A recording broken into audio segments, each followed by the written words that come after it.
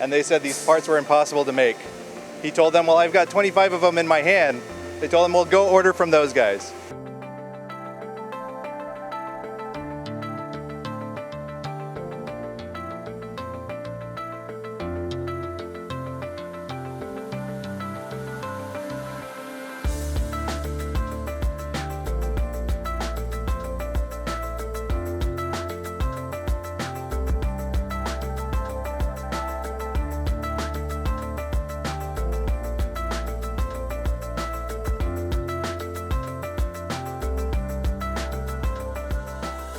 Start with the garage with one machine, and look at here, we have over 30 machines right now, 25 citizens machine. Basically, I started in the garage to start making the parts which everybody needed in medical devices and was hard to get for some people. So this was the reason I started this thing. A lot of the key people in those early times when it was a big struggle, they're still here. They're in leadership positions now, and we're continuing to grow. We're continuing to look for that next generation, trying to get the younger ones more interested in, hey, manufacturing is cool. And there's a lot of people out there, like you guys included, doing great things.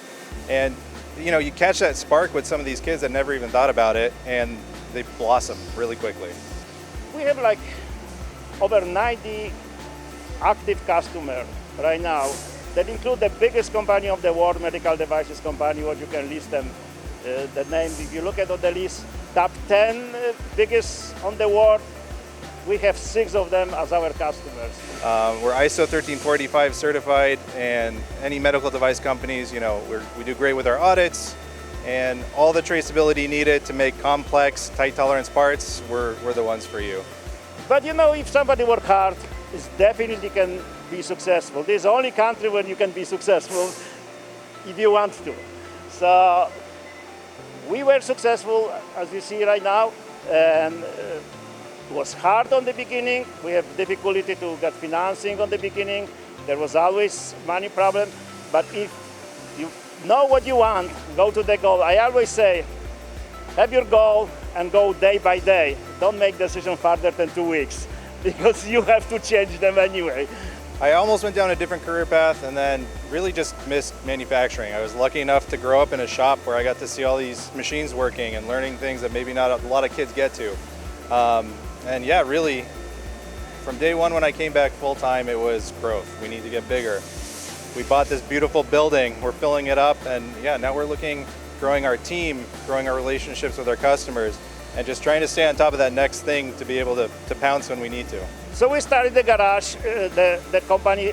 This was the 3-car garage. This was the more important for us when we buy the house at the time, to have this garage. All my family was working there. After that, we hired one person there.